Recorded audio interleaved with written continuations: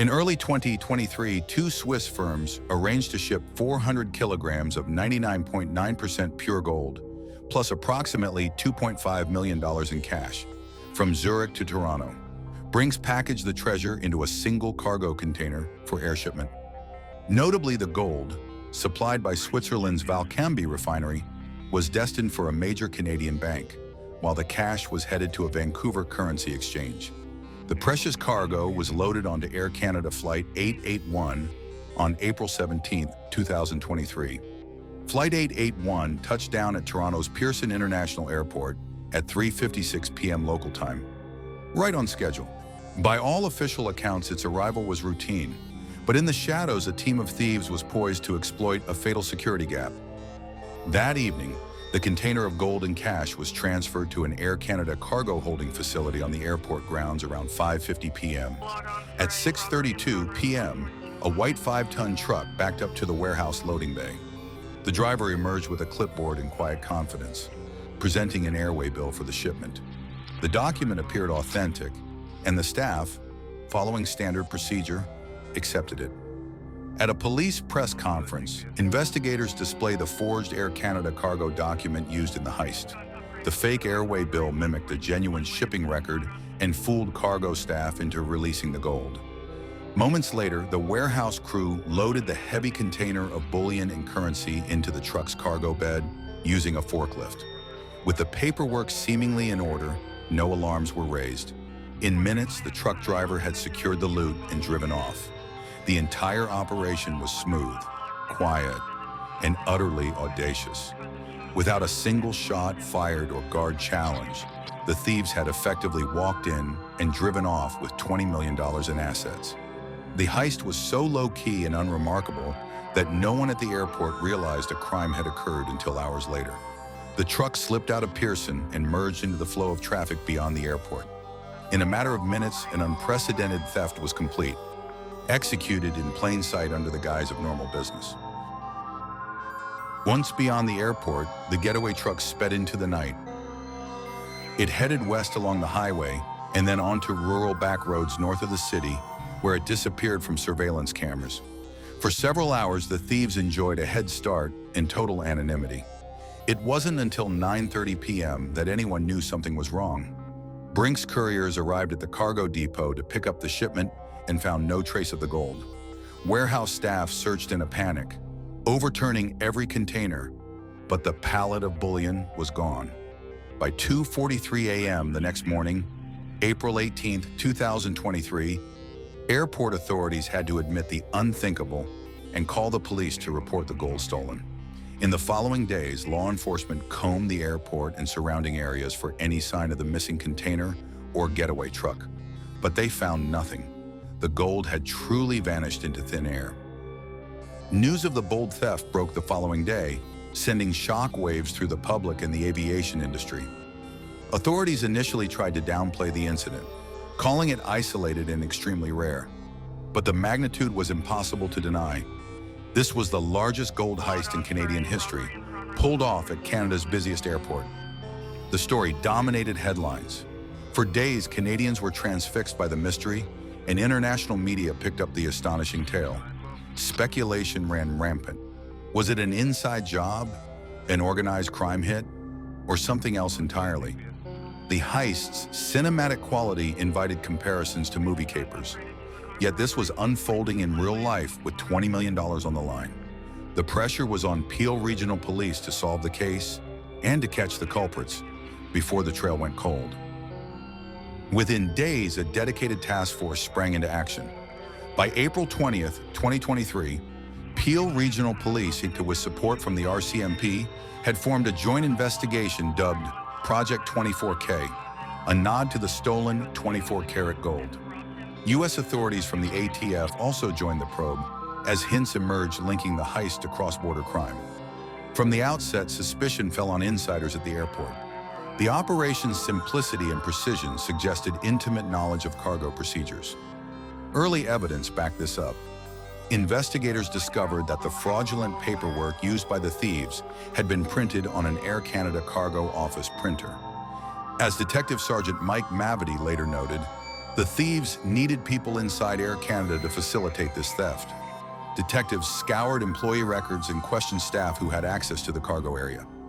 It emerged that the criminals had somehow obtained a copy of a legitimate airway bill for a mundane seafood shipment and cleverly forged it to match the gold cargo. This fake document was their ticket through security. All signs indicated a carefully orchestrated conspiracy bridging airport, insiders and outside accomplices. Throughout 2023, the task force quietly pursued leads and painstakingly gathered evidence. They executed dozens of search warrants and obtained scores of court orders to seize communications and records. Behind a veil of secrecy, investigators were slowly tightening the net around the perpetrators. A breakthrough arrived from an unexpected direction. In September 2023, police in Pennsylvania stopped a rental car for a routine traffic violation and made a startling discovery: 65 illicit handguns hidden inside. The driver, a 32-year-old from Brampton, Ontario, was promptly arrested. His name was Durante King McLean, and to the surprise of U.S. officers, he was already wanted in Canada as the suspected getaway driver in the Pearson gold heist. This chance arrest exposed a crucial link. The stolen Canadian gold was potentially being used to fund an international gun smuggling operation. Armed with this new clue, Canadian investigators accelerated their efforts. They triangulated communications and financial records among the suspects, gradually connecting the dots. Exactly 1 year after the heist, on April 17, 2024, Peel Regional Police went public with the results of Project 24K. In a dramatic press conference, Chief Nishan Durayappa announced that 9 individuals had been identified and charged in connection with the gold heist. Multiple arrests had been made across the Greater Toronto area, and warrants were issued for the remaining suspects still at large. After a year of mystery, the outline of the plot and the people behind it was finally coming into focus. Even the police marveled at the story. Peel's chief quipped that it was a sensational one that belonged on a streaming series. According to police, the Pearson gold caper was orchestrated by an organized crime network that infiltrated the airport. 2 insiders allegedly provided critical access and information. One, Parmpal Sidhu, was an Air Canada cargo employee. The other, Simranpreet Panesar, had been a cargo operations manager. These men used their positions to help plan the theft, from printing the fake paperwork to timing the pickup. Tellingly, Panesar even gave police a tour of the warehouse early in the investigation before suspicion fell on him, and he resigned and left Canada in mid-2023. On the outside, a crew of experienced criminals executed the plan. The bogus delivery truck was arranged by suspect Arshit Grover, who owned a local trucking company and was friends with the Air Canada insiders. Grover allegedly supplied the truck and enlisted his employee, the hapless King McLean, to drive it. Another key figure, Amit Jalota, was accused of coordinating the handling of the stolen goods and profits. A local jeweler, Ali Raza, was charged with helping melt down the gold into untraceable forms. Others, like Prasad Paramalingam and Ahmad Chaudhary, were accused of assisting after the fact, ferrying money, procuring equipment, and helping some conspirators flee. Police officers opened the back of the getaway truck used in the heist during a press conference 1 year after the robbery, which was later seized by police. When officers raided the suspects' properties, the extent of the operation became evident.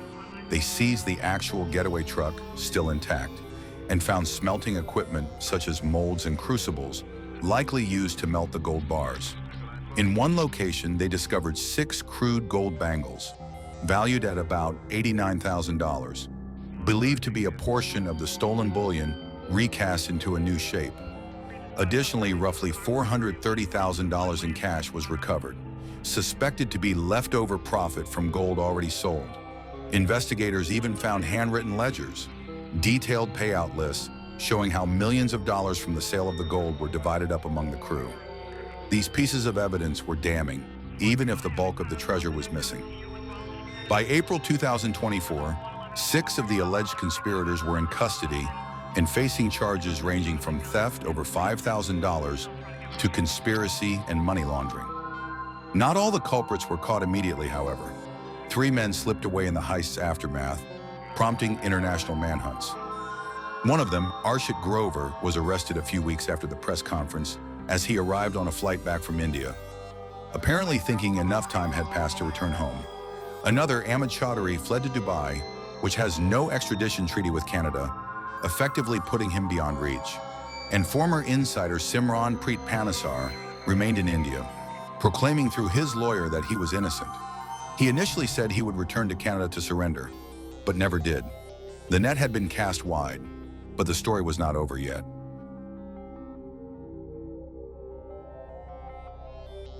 Despite the crackdown on the perpetrators, one troubling question loomed. Where was the gold? Even after all the raids and arrests, authorities had recovered only a tiny fraction of the loot. In total, about $90,000 worth of gold, in the form of melted down trinkets, and roughly $430,000 in cash were seized, barely 2% of the heist's total value. The remaining 98% of the treasure, nearly 400 kilograms of gold, had vanished without a trace. Detectives believe the gold bars were swiftly melted down in the days following the theft and converted into unmarked metal that could be easily sold. We believe a large portion has gone overseas to markets that are flush with gold, Dadi Mavidi noted, pointing to Dubai or India as likely destinations for the bullion. In their original form, the gold bars bore serial numbers and refinery stamps. But once recast, all identifiable marks were erased, exactly what the thieves intended. Each bar's unique code became irrelevant once the metal was remelted.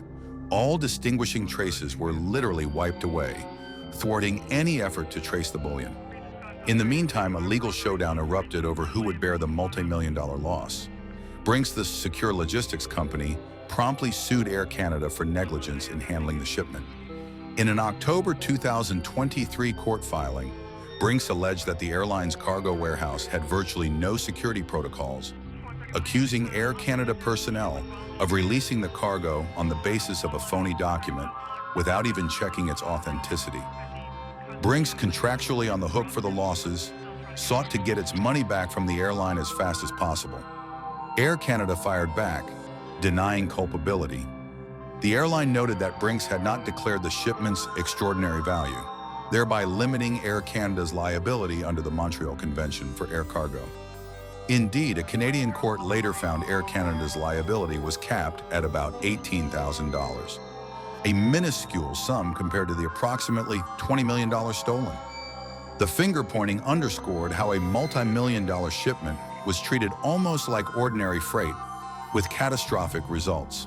For Peel Police, the case became one of its most resource-intensive investigations ever. By July 2024, it had cost over $5.3 million, with projections up to $10 million, to pursue the culprits. It also became clear that the gold was taken from a facility outside Pearson's main security zone, a weak link that the thieves masterfully exploited. The heist prompted calls for tighter oversight of airport cargo operations and better vetting of personnel handling high-value goods. With suspects and stolen assets scattered across borders, the Pearson gold heist quickly became an international case. Investigators suspected from early on that much of the gold had left Canada's shores. By mid-2024, evidence indicated that a large share of the bullion was moved into international gold markets, particularly Dubai and India, soon after the theft. These locations, known for high-volume gold trading, allowed the criminals to offload the precious metal with minimal scrutiny, especially once it was reduced to generic form. Investigators believed the crew had associates in those markets who could take serialized gold bars and melt them down without hesitation, erasing their identity. For instance, police thought the bulk of the gold was likely funneled to buyers in those regions where melting down marked bars is common practice to avoid tracking. One fugitive suspect remained a focal point of international attention: former Air Canada manager Simran Preet Panesar. By late 2024, Panesar was confirmed to be living in Punjab, India, beyond the direct reach of Canadian authorities. In a bid to pressure him and trace any financial trails, India's Enforcement Directorate, ED, launched its own investigation in 2025 into Panesar's activities. In February 2025, ED officers raided Panesar's residence in Mohali, Punjab, seeking evidence of any money laundering or gold dealings tied to the Pearson heist. The fact that Indian authorities intervened highlighted the heist's global reverberations. The ED's probe aimed to see if any of the stolen gold or its sale proceeds had made its way into India's economy. While no stolen gold was recovered in the raid, the mere involvement of India's financial crime agency underscored how far-reaching this caper had become. Paneesar, for now, remains a wanted man in Canada who continues to live openly in India, illustrating the jurisdictional challenges in such cases. Meanwhile, across the border in the United States, the case against getaway driver King McLean proceeded. In May 2025, King McLean pleaded guilty in a Pennsylvania court to conspiracy to smuggle firearms, admitting to trafficking guns in a scheme likely financed by the gold heist proceeds. He faces up to 15 years in U.S. federal prison for the gun charges. As part of the plea deal, U.S. authorities indicated they would cooperate with Canada regarding King McLean's role in the gold theft. It's expected that once he serves his sentence in the U.S., he may be transferred to Canada to face charges related to the Pearson heist as well. This cross-border cooperation exemplifies the extensive law enforcement coordination triggered by the crime. As of mid-2025, the tale of the Great Pearson Gold Heist remains a mix of resolution and lingering mystery. On one hand, the core perpetrators have been identified, and most of the Canadian-based culprits are in custody or awaiting trial. The investigation, described by officials as a one-of-a-kind caper, succeeded in unraveling a complex plot and bringing several conspirators to justice. On the other hand, the whereabouts of nearly all of the gold itself is an enduring mystery. The 400 kilograms of gold bullion that vanished that April night has not been recovered, and authorities concede it is likely gone for good, absorbed into the international gold trade. In this sense, the heist is a rare case where police solved the crime but could not undo its impact. The treasure itself slipped away. The 2023 Pearson gold theft has secured its place in criminal history. It is Canada's largest ever gold robbery, eclipsing any other heist in the nation's history. The previous record, a 1966 Winnipeg gold theft by Ken Leishman, was worth only about $400,000. According to global trackers, it also ranks as the sixth largest gold theft in world history. Its details, conspirators in official vests, forged documents, and a getaway executed with clockwork precision, have captured public imagination. This story is a sensational one, Chief Doriapa remarked, noting it's the kind of saga that probably one belongs in a Netflix series. Yet for all its cinematic qualities, the damage was very real. The case exposed serious vulnerabilities in airport security and showed how organized crime can exploit global supply chains. Even now, with court cases underway, the Pearson gold heist leaves behind lessons and a legacy. It stands as a testament to law enforcement's dogged pursuit, from local detectives to international agencies, that peeled back an elaborate scheme. It's also a cautionary tale about complacency in supposedly secure systems. A reminder that even in high-security environments, a clever plan and a single point of failure can lead to a multi-million-dollar catastrophe. The Great Canadian Gold Heist of 2023 will be remembered for its daring and ingenuity, and it remains a compelling true crime thriller, one still unfolding in many ways.